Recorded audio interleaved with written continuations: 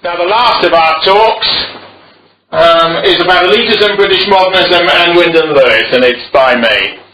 Now, Wyndham Lewis is a paradoxical figure in all sorts of ways, because you could argue on one trajectory, certainly from a very traditional and perennialist one, that Lewis is actually a part of everything that exists now.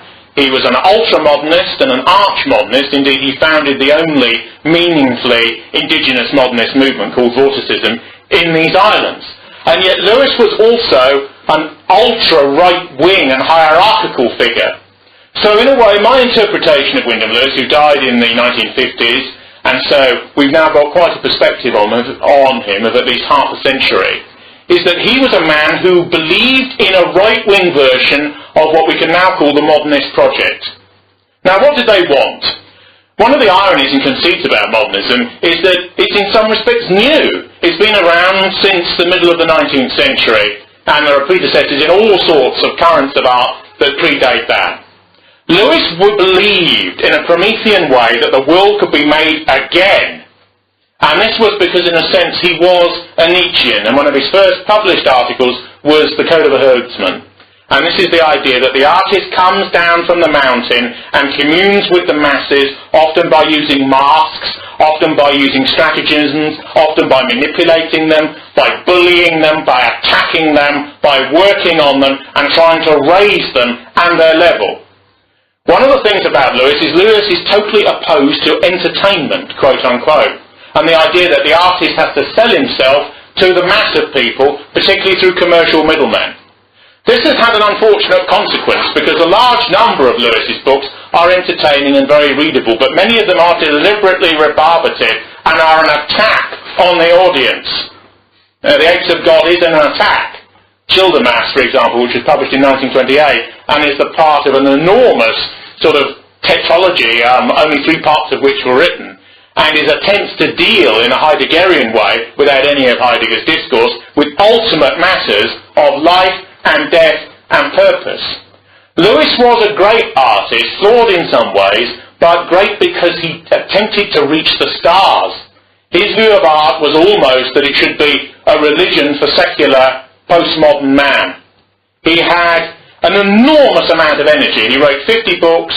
He painted at least 200 very large canvases, a significant number of which are in the Tate Gallery and elsewhere, and owned by major museums across the world, like the Guggenheim, the Peabody Museum, and so forth. He's probably the only figure that we have in early 20th century British high culture who combines painting and writing, very different discourses that come out of completely different parts of the brain, in one individual. He comes out of the 19th century. He knew virtually every major cultural and artistic figure in the British Isles and beyond during his lifespan. He met every great modernist from Picasso onwards. He met every great politician, including Sir Oswald Mosley, with whom, of course, he was reasonably intimately politically associated. One of the reasons Lewis is less fashionable than the Gang of Four, as they're called, namely Yeats and Eliot and Pound, the men of 1914, was because he has never been forgiven for some of the political discourses that he came out with at particular times. Now, this is rather remarkable, because Pound was put in an insane asylum after the Second World War, where the poison of alleged treachery to the United States of America by virtue of his allegiance with Mussolini in Italy was virtually sort of burnt out of him through sort of heavy duty shock treatment.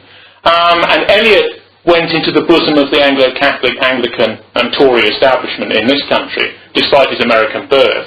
And Yeats, of course, more than made his peace, but was a part of the new Irish Republican dispensation, the state that became the Irish Republic after De Valera and was the Free State before.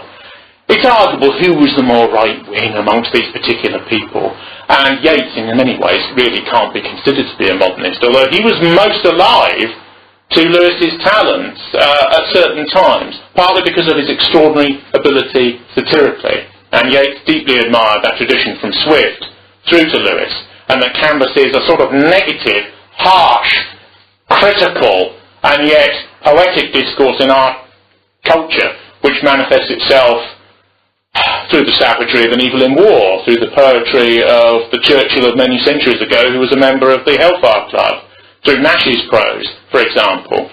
Lewis is an outsider, and he always styled himself as such. He adopted various strategies, which in turn relate to the wearing of masks, and in further go back to his little credo, the code of a herdsman. One of the masks that he liked to wear was that of the enemy of received values and opinions. And although it wasn't entirely articulated in this way, he fought against liberalism in the arts and in general culture all of his life. In 1926, he wrote a book called The Art of Being Ruled, which is a genuinely extraordinary book, because he predicted many things which were so far off the agenda then that very few people had thought of them. And indeed, this book was regarded as slightly madcap, even in its era. It looks at theories through George Sorel, it looks at theories through Charles Maurois, but in the end, it's Lewis's thesis that ultimately, in the West, if we don't watch it, and it had partly arrived in Weimar Germany and contemporary pre-Depression Britain anyway, we will have left-wing capitalism.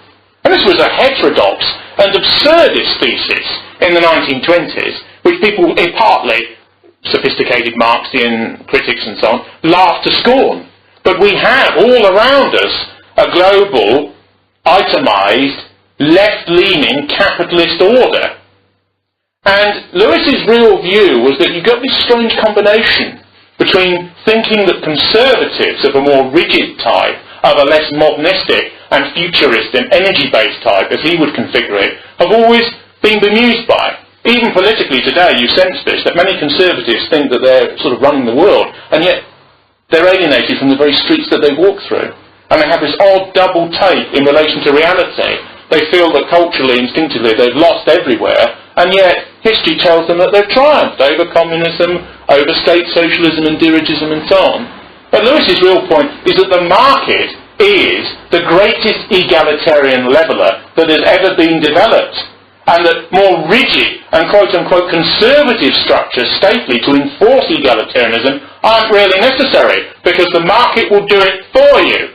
If you decide taste, or concepts of beauty, or honour, or national pride, or elitism, or voluntarism, and you have a plebiscitary vote through tickets of commerce via the market, you will always get a lumpen and a reasonably levelled down and dribblish answer. Now, Lewis's career began really with his studentship at the Slade College of Art, which is now part of University College London. The most famous fellow student when he was there was Augustus John, whose sister Gwen John was also a famous painter, and in turn was Rodin's mistress for a while. Now, they clashed quite considerably, and Augustus to this day is regarded in a sense as an academic artist. Freed up maybe, romantic and energetic in spirit, but still largely loyal to naturalistic portraiture and traditional Western art. Lewis broke, even when he was a sort of lay student at the Slade College in the centre of London, with all of that. Lewis was probably linked conceptually to the formalists and constructivists in pre-Soviet Russia. We're talking about the proto-Soviet revolution of 1906, long before the Bolsheviks had even been heard of on the world historical stage. Now, the interesting thing about Lewis is that Lewis creates for a period the most savage and the most modernistic art possible. And yet in a later phase, he rejects it. Because in the early 1950s, he published a book called The Demon of Progress in the Arts, which has never been reprinted, incidentally, and which is actually a criticism of many of the tendencies that he himself helped to create 50 years before. But the criticism is because his view of culture is essentially energy-related and discourse-driven. He believes that you can take modern culture and adopt a rightist view of it by hierarchicalising it and by dinning it into the masses through every organ of propaganda. He basically believes that you can have a right-wing modernist culture, essentially. When he saw that by the middle of the 20th century, modernism, which initially, a lot of liberal humanism was reluctant to touch, and except for isolated individuals, reluctant to embrace in the way that we now have. If you step back and watch a television screen today about art and artistic matters, people will tell you that the Turner Prize is received culture, is the culture that New Labour and Cool Britannia endorses. You have to step back in time when these sorts of discourses which have led to that point were much more fugitive, much more formative. in a way there's a subtext to the politics of art in the 20th century which has never really been explored. Whenever modernism is taught in universities, the political partiality of many early modernists, Celine in relation to writing, certainly ultra-modernist writing of the sort exemplified by Beckett or Joyce, Pound in relation to the hard-edged, semi-classical early modernity of his Imagist movement, and many, many of the others, their incorrectness politically is always slightly elided over. They are crucial to the modernist project and experiment, and they therefore cannot be voided from it. But there is a reluctance to admit where their politics began and where it ended. There's a school of what's called deconstruction, which is a late type of linguistic theory, whereby all culture is considered to be relative and a play of words and signifiers. It's the latest of the most destructive types of critical theory which have convulsed the Western Academy during the course of the 20th century. Now this school produced a particular variant in the United States, the College of Yale, and is known as the Yale School of Deconstruction. Frederick Jameson, who was a prominent professor there, wrote a book on Wyndham Lewis called Wyndham Lewis, the Modernist as Fascist. And of course, that in itself is a paradox, because to many minds, the radical right and modernity, or radical modernism, would appear, superficially speaking, to be antithetical. Yet all of these ultra-modernists that I've just listed in their early formulations at the beginning of the 20th century, 100 years ago, were ultra-right-wing and were anti-democratic. Why have artistic movements that were championed by many of these people and other lesser lights of a similar ilk come to mean the exact reverse of what they postulated a century on, without falling back into traps like the quote-unquote revolution betrayed and so forth? In many ways it's complicated, and a particular key text that we need to look at is a Spanish work by Ortega y Gasset called The Dehumanization of Art, which was one of the earliest statements of right-wing modernism. In this work, this particular Spanish philosopher says that he likes a modern art which is a break from the past and is an attack upon the sensibility of the people. He likes modernism because the people don't like it. He likes it because it sort of looks like material that's landed from outer space, essentially. He likes it because it's misanthropic, and because there's a strong element of that in artistic creativity. This is a very insightful point, because if you ever move in the circles of the arts, the bulk of the ideological trajectory is, and has remained, well to the left. But if you associate with a lot of artistic people for a long time, you realise that art isn't really about an empty-minded and globalist love of humanity. All artists compete savagely with each other, they're obsessed, many of them, with fame, and although they're not materialistic people, they'll take what they can where they can get it. And there's a sort of interesting inhumanism about all custodians of beauty, even if certain people, both absolutely and relatively, don't believe that what they're producing is beauty. Now, the modern movement, in a sense, became by default the cultural vanguard of contemporary liberal humanism, because the radical right has become associated retrospectively with the aesthetic discourse of National Socialist Germany, which was neoclassical, and looking back. Whereas the partial modernisms that were partly agglomerated into the states of an authoritarian rightist character in Portugal and in Spain and in Italy have partly been shunted to the side or disprivileged. Let's take the Soviet example and its many satellites throughout the Second and Third World, now many of them collapsed, in the century that's just passed. Soviet art, up until 1928, embraced the most revolutionary and the most radical and the most destructive currents of prior form, and brought them all in, despite Lenin's avowed personal distaste for a lot of it. But he welcomed these modern movements because they broke up that which existed before. Because before you build a new house, you must dynamite what's there before and put in new foundations so that there can be a new structure. There's a famous conversation between Gorky and Lenin, where Gorky allegedly said to Lenin, "What do you think of all this modern stuff?" Colloquially, and Lenin said, "I can't stand it, but we must support it because it destroys." The interesting thing is that in 1928, of course, the Stalinist dispensation, after Trotsky's purging and the purging of his left opposition from the Soviet Communist Party, reversed this cultural flow. And a cultural restoration of traditional artistry came sweeping in.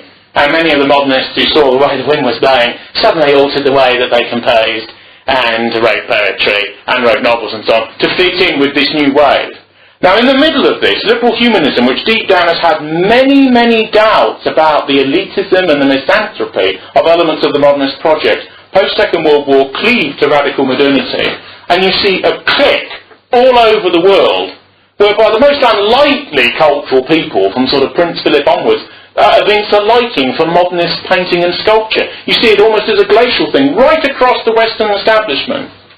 There was even a deeper subtext to this, because in the early 1950s, the Central Intelligence Agency, believe it or not, actually put money into the sponsorship of abstract expressionism. You can imagine these bullet-headed types in sort of Georgetown and so on, and CIA based in Langley, Virginia, holding abstract expressionist paintings upside down, because who knows which way they're up, you know, and wondering how many dollars they should invest in this sort of thing. And they bought into an ideology about this, that the Soviet Union was restrictive and reactionary, wanted to go back where sunny America was the new uplands of freedom and participation and democracy, and everyone could throw the paint on and do what they liked. And we were for freedom, not these old hidebound forms, and you can see them not really agreeing with it, but thinking it was a good propaganda line. And so by a strange sort of reverse process in the liberal West, which is now post the Soviet Union's collapsed, superficially triumphed all over modernity, a levelling down to the lowest common denominator of the pre-war modernist space, or virtual reality space, or moral cyberspace, has occurred. So in a way, all of the early modernists who wanted a new world and were full of energy and belief and anger and pain and power as beauty, which is what this modernist aesthetic really amounted to, have fallen away. And we're left with something like the Turner Prize, which is sort of is interesting and yet ironic, because of course this prize indicates the fact that modernism has died, and died quite far back in the 20th century in terms of its own internal vitality, never mind any attributions that may be put upon it from the outside. There's an art critic and academic and curator called Susie Gablick, who's married to John Russell, who's quite a well-known art critic and historian. He was art critic on the New York Times for many years, wrote books on Seurat, on Bacon, on this sort of thing. Now, she wrote a book in the 1970s called Has Modernism Failed? And like a lot of academics, she couldn't make her mind up. So she presented the case, and she had presented the evidence, and she left the sort of the terminal paragraph, the one where you have to bite the bullet and answer the question, has modernism really died? Vacant. But it was quite clear from the profiling of the evidence that the belief that there could be a new world, that man could be energised and transformed by art, that art could be meshed with technology so as to create sort of cyborgs of the real or the hyper-real, and that we could take a new evolutionary leap by virtue of these sorts of discourses characterised by Vorticism, Britain, Cubism, France, Surrealism, France, Expressionism, Germany, Futurism, Italy, and so on and so forth, with all sorts of various tendencies, has failed and hasn't come to pass. With a movement like André Breton's Surrealism, an enormous number of shards and interconnected sort of revolutionary and pseudo-revolutionary movements came out of that as it collapsed. Lecturism, situationism, tiny little groups of small numbers of people, but actually strangely influential, because when many of the Paris students rioted in 1968, and this is called a New Right group, and of course the New Right as a conception was essentially, if things have a foundation created by Alain de Benoit and other intellectuals of the ultra-right as a response to the rioting in 1968, because these people had taken over the streets and were rioting with the CRS, and blood was flowing in the streets, and they were putting slogans on walls saying, imagine, or we want everything to be different, or a revolution against all values that currently exist. An odd take, if they but knew it, on a Nietzschean phrase of more than half a century before. And so these students were replicating radical modernist ideas, albeit at the level of street slogans, and don't forget, graffiti on billboards now sells in Sotheby's. Today, I've been in exhibitions in Sotheby's and Christie's and Bonhams and Carter's and Phillips and all the others, and graffiti art it's called, is there. Praised by liberals as an expression of the urban masses and the vitality of lumpen proletarian exclusion. aesthetically stated. And so a trajectory that begins with hierarchical elitists who wanted a new world has ended with the art, in quotation marks, of Basilids and of Basquiat and of these sorts of people. For those who don't know, Basquiat was a sort of mulatto rent boy and drug addict who was taken by Andy Warhol and made into a considerable artist. And this was brought into considerable in terms of financial access to profit through the selling of his texts of oppression, which consisted, I could do one now. I could do a Basquiat for you. You get a big piece of paper, you have a couple of police cars coming to drag you away, racism. You have a small sort of black man being dragged off, and you write racism. And you put a little flower on the end to say racism allied to the possibility of sexual identity oppression.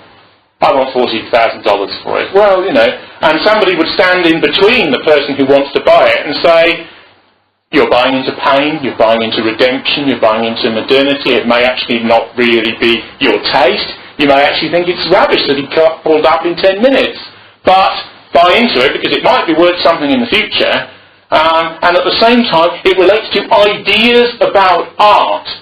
And one of the interesting things about modernity, and Lewis's role in it, which we shall get back to in a minute, because modernism has to be discussed in a way, because it's an extraordinarily complicated area, and Lewis is a very interesting and problematical figure, the one and the other. But what modernism has led to is a fracturing and a dissonance of things and of prior organic forms. It released an enormous amount of energy. It was a volcano and an explosion. It has now died. It's really died in our art for about 40 years, because when the Turner Prize goes to the sun and replicates to the masses who know nothing about art whatsoever that this is the coming stuff, it's several levels of lies and mendacity piled on one another. Damien Hirst. That's taxidermy. It relates to the ready-made. Warhol did that. The Dadaist after the Great War did that. Duchamp specialised in that. Duchamp went to a gallery with a urinal which he just bought in a Parisian flea market and said, "This is art?" And the chap said, "Well, I'm not quite sure about that." And he said, "Look, I found it, it's purposeful, it's in front of me, we use it for a physiological purpose, how dare you deny in your authoritarian subjectivism that this is art?" And the bloke said, "How much do you want?" And that's how it started, you see.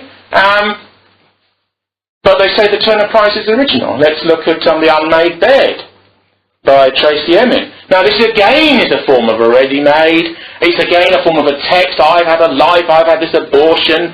And not me personally, Tracy Emin, And there's a degree to which I've had this done to me. Notice that this is an inversion of every artistic credo, because art is something you objectify outside yourself. It's not something that's done to you. It's something that you leave. You leave an object. You leave a trace.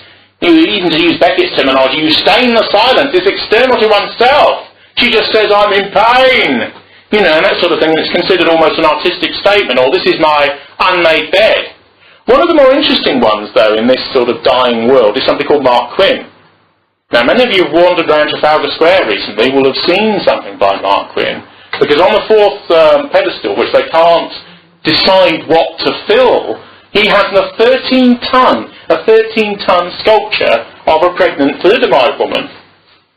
You must have seen it if you've been to Trafalgar Square. It's called, it's Alison Lapp, who's pregnant and thalidomide. And naked. And naked, even better. And in a way, what Quinn is doing is Quinn is actually, in a strange way, this will be denounced 50 years ago by ultra-left critics within modernist art. He is actually smuggling in certain representational and neoclassical features, even as mockery, into the discourse. You have to understand that in the middle of the 20th century, partly because of the Second World War and its aftermath, there was a hysteria in the contemporary arts. If anyone painted in a representational way, they could and were hounded out of colleges. They were howled down at conferences. Certain of the art was, in a sense, disprivileged to the degree it was conceptually destroyed, even if it still exists in some garage or attic somewhere. Anyone who said that they were in favour of beauty was regarded as, quote-unquote, a Nazi, or a conceptual Nazi, or an aesthetic Nazi. And the irony is that that sort of extremism, of course, buck the market, because ultimately there was a reductio ad absurdum here. With many of the abstract expressionist painters, before big museums came in for their work, many private dealers were exhausted, if you like, and didn't want to buy any more. And a new movement was found called pop art, which was sort of recidivistically popular. It rejected Clement Greenberg's theories. He was the main theorist of abstract expressionism, and they went back to Batman, if you like. They went for stuff the masses would like, because you could sell it, and many dealers around the world thought, thank God for that. We've got something that's recognisable and that's popular and that we can invest in again. So that was actually a retreat from ultra-modernist hysteria in relation to the sheer capitalism of contemporary art. Many people wonder why pictures sell, not just old masters, but many contemporary pictures sell for such ludicrously large amounts of money, if one is frank about it, bearing in mind that 10% of all artworks are forged, in every category, at least. And everyone in the art business knows that. And the former head of Sotheby's, Mr. Taubman, was placed in prison in the United States of America despite saying he had 36 grandchildren and had to take 26 pills a day in order to live, because he had set up a corrupt cartel to prevent other people dealing with Sotheby's and Christie's in art. But art, some people wanted it to be a religion in comparison to the post-Christianity of the contemporary era. Other people see it as an investment for life, because artistic works have become a currency for the ultra-rich. And they are actually very little looked upon or viewed. They're stored in warehouses, they're stored in bank vaults. Many of the people never look at them. Onassis bought things, put them on his yachts, never looked at them again, even though millions of dollars have been expended on them. There was an enormous fire at the Saatchi warehouse in Leighton in East London a couple of years ago that burnt down most of the collection of Brit art, and the Saatchi share price fell slightly, but the Chapmans, who were famous for interconnected labyrinths of quasi-paedophile dolls which they glued together, said, we can do another one, damn quick. And Saatchi said right away, and several new ones appeared. But back to Wyndham Lewis, the nominal topic, subject of my talk. Now, Lewis, in my view, is a great genius within the culture that I've just described. His first major novel was a novel called Tar, which of course is an anagram for art and rat, because Lewis always liked the aggressive side to artistry. He always liked the fact that in some ways he was attacking the audience, although he didn't really accord with left-wing ideas that you attack the audience. The one thing you have to remember with Lewis is that Lewis was pathologically anti-bourgeois, and he was totally opposed to what he would regard as the culture of sentimentality. You've got to smash the face of the bourgeois with your fist. This was his view. He's a right-winger, but he's not really a conservative at all. He's a revolutionary right-winger. The mediocrity of the majority of people, their total absence of taste, he wants to shake them by the throat. It's a very aggressive form of culture, and Lewis was, perforce, a very aggressive man. Pound once called him Wyndham, with a hyphen, because he was always casting anathema on everybody. And although Lewis, despite his termagant nature, was one of the few people who wouldn't break from Pound when he was incarcerated in a prison, which was an asylum, and when the lights were on 24 hours a day, as he was trying to write the P's and Cantos, just because he'd appeared on Italian radio. So, Lewis remained loyal to his friends, but his first novel was Tar. He expected to die in the Great War, and he fought at the front, and he fought in the Battle of Passchendaele. Lewis regarded the First World War as a revolution in the soul of man. He didn't think it was a war. He thought it was a climactic moment whereby machine technology invasively entered the human space. You would see 1,000 men charge towards some enclave, and 2 would be left afterwards, and their bones would be showered miles behind you because of the impact of the violence that was coming down on them. Lewis turned to people afterwards and said, this isn't a war. It's something else. It's the mass industrialisation of death within modernity. And he believed, as much of that generation did, that those who went through this were never the same. And one of the reasons, if you like, for the radicality of his modernism and his belief that everything should be changed is the belief of that generation, in part, that everything should be changed after what they'd been through. They were only going to come back here and listen to the old men preaching about the same old stuff. They wanted a new world. And of course, one of the people who wanted a new world was Oswald Mosley, beginning as in class, to hierarchical terms as a Tory, then shifting over to the left wing of the Labour Party as the depression of the late 20s and early 30s loomed. And Lewis formed a bit of a cultural alliance with Mosley, although like all intellectuals and bohemians, Lewis was very wary about getting into bed with anyone. He wrote for British Union Quarterly, which was one of the BUS magazines of the 1930s, but he always kept a certain distance. But in the texts themselves, you can detect the fact that, like the other great modernists, Yeats and Pound and Eliot, Lewis has been demonised less because of association, less because of organisational joining or not joining, less because he spoke to this person or not, but because the texts are, in some respects, more right-wing, are more remedially and recidivistically incorrect, in inverted commas, than any of the others. Lewis's great thesis throughout this whole range of books, such as The Art of Being Ruled in 26, such as the satire on Bloomsbury and Sitwell domination of the arts in the media space, The Apes of God, in 1930, such as his analysis through the prism of Pareto and Machiavelli of the tragedies of Shakespeare, The Lion and the Fox, such as the short story collection, which came before the Great War, but that he actually brought into the post-Great War period and reworked and re-edited and reformulated and produced as The Wild Body in 1927-28, and an enormous number of other texts, such as satirical texts, which he'd almost write in half an afternoon. They were just pamphlets. They were 18th century devices of spleneticism and rage, The Doom of Youth, which is actually based on a text by Evelyn Waugh's brother, Alec Waugh, called The Loom of Youth, and was about homosexuality in public schools.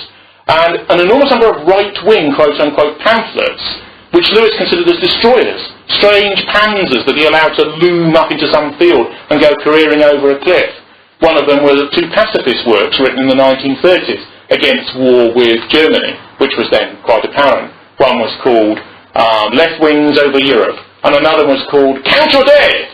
They are alive. You know, they're polemical works, essentially. Another book that caused a great deal of problems for everybody, which is almost completely forgotten now, is a book called The Jews, Are They Human? Which was actually based on a funny book.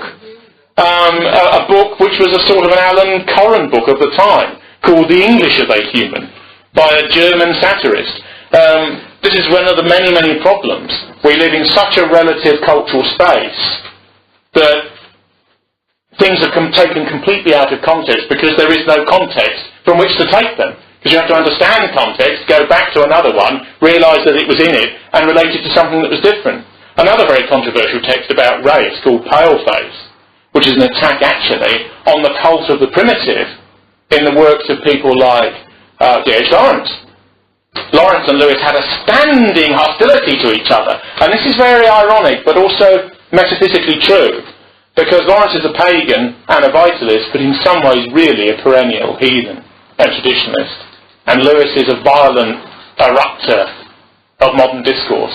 And although not a subjectivist and a relativist in pure terms, he is a Nietzschean. He believes that there is a separation between the modern and that which has preceded it. In a sense, what he's saying subjectively, in terms of his teleology in a way, is the idea that we don't know absolute truth. Absolute truths exist, otherwise everything is meaningless. But we cannot entirely configure them in our own destiny. We arrive at the understanding of the possibility of their configuration through struggle, through life, through dialectic, through reordering the energy within matter. It's the difference, if you like, between Nietzsche and Evelyn.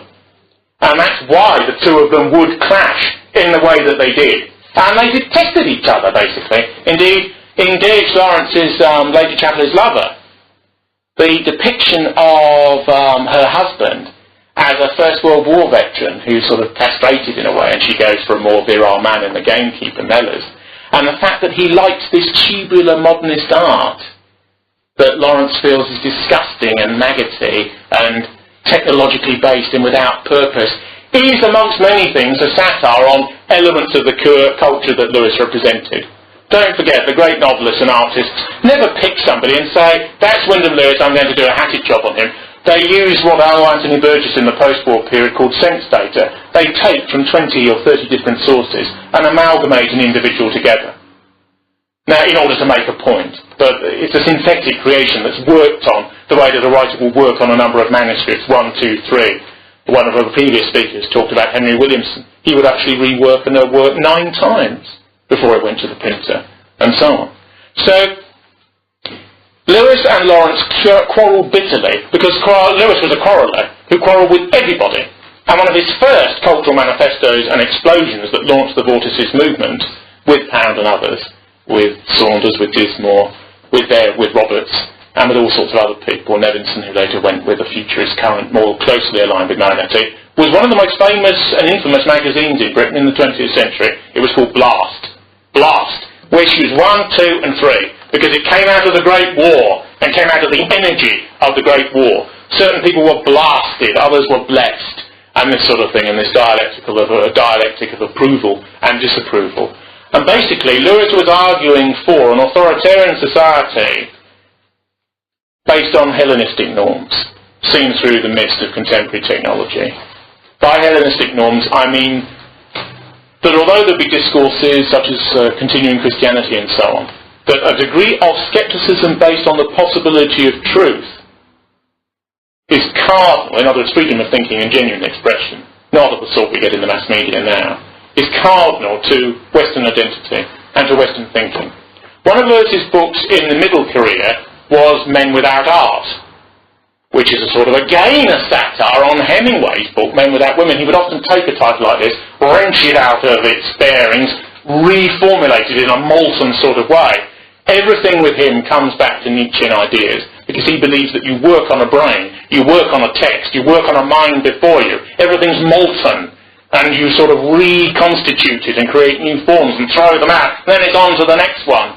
It's a sort of Promethean attitude, a slightly demonic attitude in many respects, and he wouldn't have hidden from that. But when he produced The Demon of Progress in the Arts in the early 1950s, one, he was beginning to go blind, which of course for an artist and for an intensely visual person is a great affliction, possibly the greatest one there can be. He had a particular type of cancer that came behind the nose and pressed upon the optic nerves and gradually dulled both eyes, and you lost secondary vision, everything became misted, and finally they went. It's exactly the condition that John Milton had many centuries before.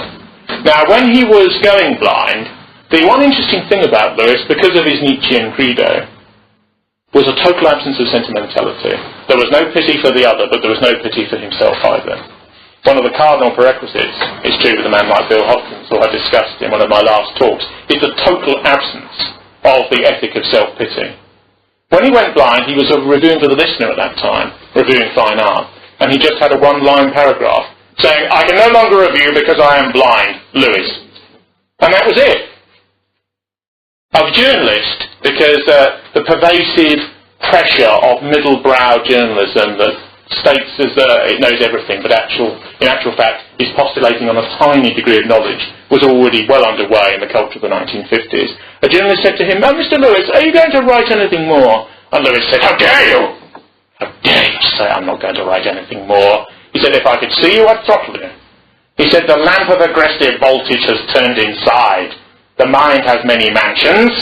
And he was offered a choice by his doctors, because the sort of cancer he had can be eradicated now by laser surgery.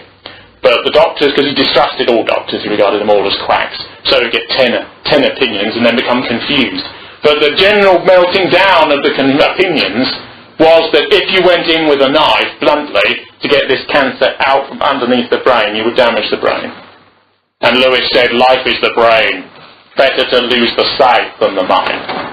After he went blind, he wrote 6 books, and 2 were uncompleted on his death, including an enormously major work that in some respects, given the contemporary and rather faddish vogue for fantasy literature, has never received the kudos that it should, at least in my opinion.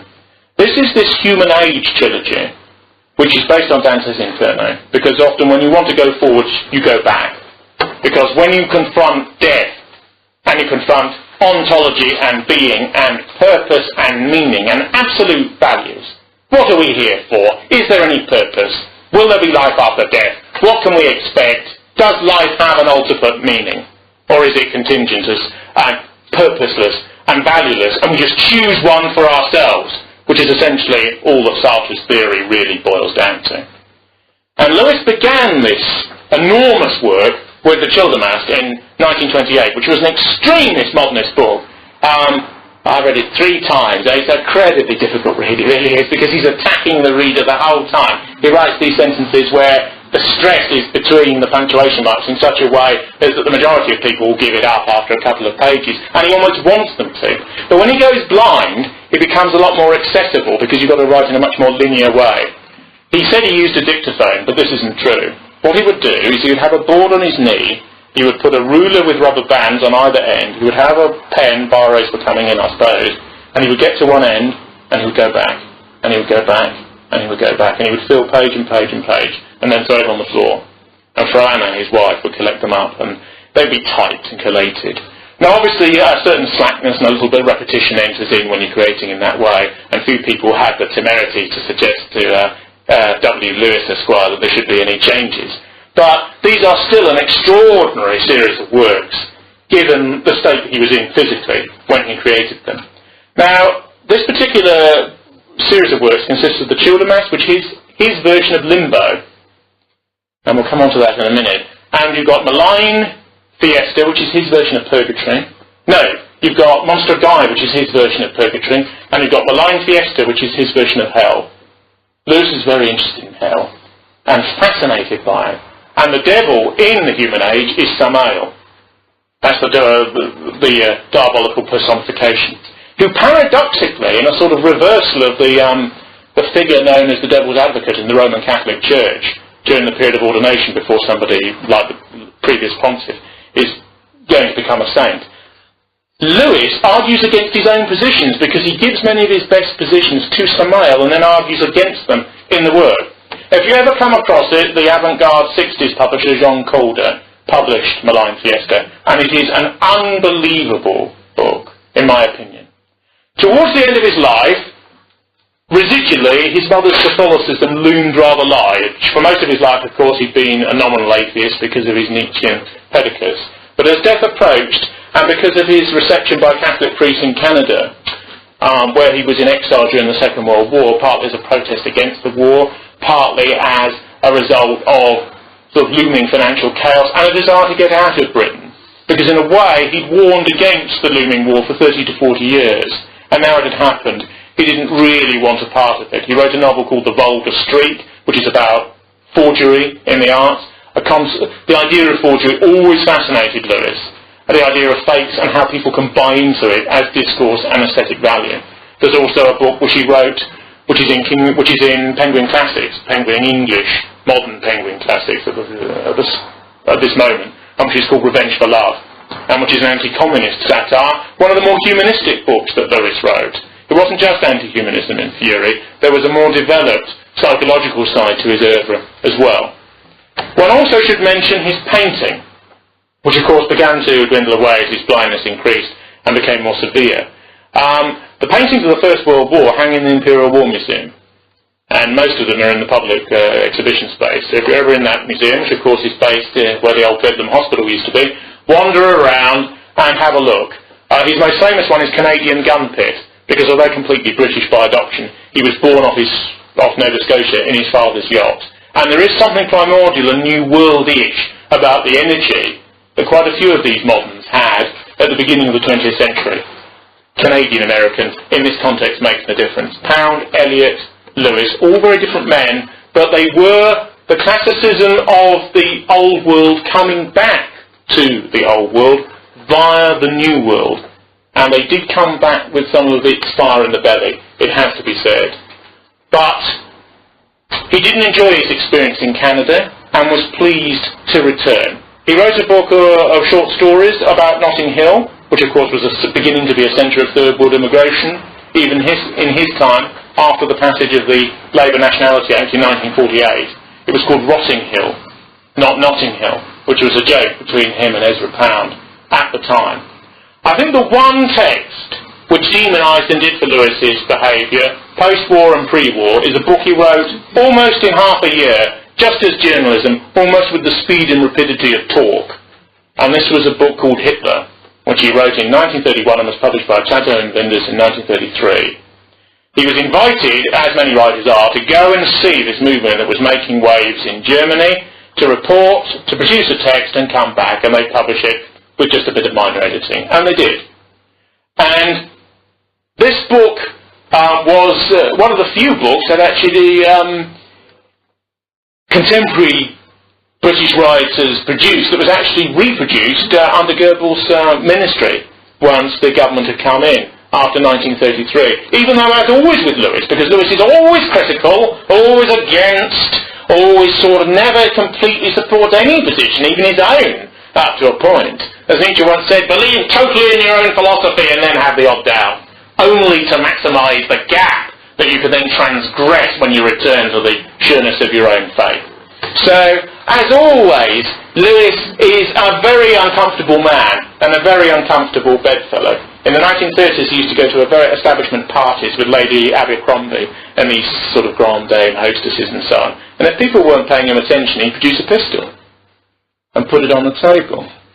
And she'd come round, circling, and give him some chat and scoop the gun into her handbag. You know, but it was essentially because he was a sort of a histrionic artist who always wanted to be at the centre of the vortex. He founded the vorticist movement, and he always wanted to be at the centre of his own vortex, if you see what I mean. He did appear in many fascinating novels, even by people who hated his guts, and there were quite a few of them. There's a novel by Huxley, one of his sort of chrome yellow type novels, you know, with a sort of reissued in the 70s and 80s with Tamara de Lempica covers. And there's a an Edith Sitwell novel, largely forgotten today, because Lewis was a fascinating character. 6 foot tall, eagle-eyed, used to wear this enormous Spanish sombrero, his hat tilted slightly to the side. He used to wear a cape, like Sandeman Port, and he used to sweep around. He once had a fight in Soho Square, the one with the pagoda in it, when T. Hill, who was a great man who died in the Great War and who was an ultra-conservative theorist of modernity, she all made a point that Lewis didn't agree with. So Lewis grabbed him by the throat. And Hume, who was an enormous Yorkshireman, had no time for any of this nonsense, so he picked him up, and people wore turn-ups then, and he put him over the spikes in Soho Square and left him dangling there. And he said that pagoda always looks different when you've seen it upside down. You know? So he was quite a character, and there's endless stories about him. His affair with Nancy Cunard, his affair with all sorts of other women, you know. There's a famous, he was into having intercourse with Nancy Cunard, then a painting came on her, he shoved her out naked into the street and got on with the painting. You know, he was a character, and very, very, very difficult to get on with. He also was in debt most of his life as well, because he had people dunning him all the time, bills coming in. He used to have flits between Kensington studios, you know, these news flats and so on. He'd have a studio at the back, and you'd hear some creditor be banging on the door at one end of the street, and you'd hear it, and you'd get skedaddle with the wife to another place. You know, so he was a bit of a rogue. I mean, he really was. He also took money from the British government and didn't entirely do all the paintings that he was supposed to do, and then he would on-sell them before they could go to other museums, and so on. So he was a rascal, in a way. He was very, very difficult with his publishers, and he was a man who was, as Pound remarked, pursued by the Furies. The first book on him was by a poet called Geoffrey Grigson, who was a total fan and adored Lewis and so on. But Lewis insisted on writing it himself, because he couldn't trust Grigson to give him the proper hagiographical treatment. And when Grigson included a few criticisms, Lewis ripped it out of his hands and almost tried to eat it. And he said to him, once you came up against me, peeing against my leg, I should have seen you off with a stick, Grigson. And that was his first biographer. The most famous post-war biographers are Geoffrey Meyer and Paul O'Keefe. O'Keefe I know personally because he was chairman of the Wyndham Society for a while. And they used to meet in rather august solicitors' offices in Bertram's in the City of London well into the late 1980s. I once caused a lot of consternation, believe it or not, at the AGM of the Wyndham Society, because I got up and said, this society is based on a lie. And they went, what's he talking about? Who's that bloke? And I said, it's based on a lie. He said, because the reason this society exists is because Lewis isn't acceptable. And the reason he isn't acceptable is because he wrote the book Hitler, and because he's right-wing. And they went, oh, he's a conceptual anarchist. He's metapolitically right-wing. You know, I said, look, well, he's deconstructively and modernistically right-wing, but in all essential purposes, he's a radical modernistic fascist, or he's fascistic. And I didn't use that word, they said, because the whole criticism that surrounds him is evasive of that. You see, there's a sort of black hole. It's like you don't mention the war, you know. You don't mention his political affiliations, because they're tiptoeing around it all. For people who want to examine the text, Apes of God is available in Penguin, Revenge for Love is available in Penguin, the very pro-Islamic, actually, travel book, that's how it's described, what's it called, Journeys in Barbary, about his visits to North Africa, where he did unbelievable things. He insisted on tea in the desert. He insisted on dressing in great coats with scarves in the middle of the desert. The Arab study was totally mad, but they let him to it, you know. And the Tar is available in Penguin as well. Tar is an extraordinary novel, a Dostoevskian novel in many ways, written in these sort of bullet sentences. In the first edition, he tried to change punctuation. He introduced the equals mark instead of semicolon and this sort of thing. That was done away with in the second edition. The publisher that published that was Edith's Press. There was a small press in the centre of Paris that published it published Portrait of the Artist as a Young Man by Joyce first, before anyone else did, because no one else would touch it. One publisher, Grayson & Grayson, a publisher that no longer exists, was sent a manuscript of Tar by Lewis, and they returned it saying, "We can't publish your book because it's too strong." Too strong. And Lewis almost had to be restrained from going round it, hurling a brick through the window of Grayson & Grayson, because he was like this. But that in some ways is a metaphor for his career, because he believed that art should be about strength and glory. And one of his great criticisms of the modernity elements of which he championed was the idea that our culture has become so wet and so effete and so self-critical and so implausibly plausible, and is terrified of making an affirmative statement about anything. And one of the theses of the human age is the cult of infantilism in the modern West, the cult of the child, the cult of the Negro, the cult of the outsider, the cult of the sexually inverted, and so on. All of which they anathematized and anatomized long before it became fashionable so to do. And so Lewis, as an artist and as a writer, is an American, a Briton, an Englishman, a Europeanist, a modernist who advocated ultimately the values of tradition within the vortex of force that he put forward. And I personally think he was a great man in his troublesome and vexatious way. His brain is preserved because he's one of these people who left his body to medical science. When Paul O'Keefe did the second major biography of Wyndham Lewis, called Some Sort of Genius, he went to one of these specimen labs in King's College, London, and they have preserved a section of the brain. W. Lewis, writer and artist. Then he got this computer number. And it's a section of the brain. You can see the tumour growing up underneath its base. It's an extraordinary photo. And the first 3 to 4 pages of this biography are O'Keefe describing this. O'Keefe's a lecturer in English from Liverpool. And O'Keefe's quite liberal, and this is in some ways a mildly liberal revisionist biography of Lewis. But it's fair to Lewis, and it's factually true. It uncovers many things. And the thing about Lewis that he prizes most is the courage. He goes on writing, he goes on thinking. To write is to think and is to be Western, and is to be part, even as a radical modernist, of our tradition. When you're poor, when the lights have failed, when you can't see, when you can't even see what you're writing, you go on. I commend Wyndham Lewis to you, A British Modernist Life. Thank you very much.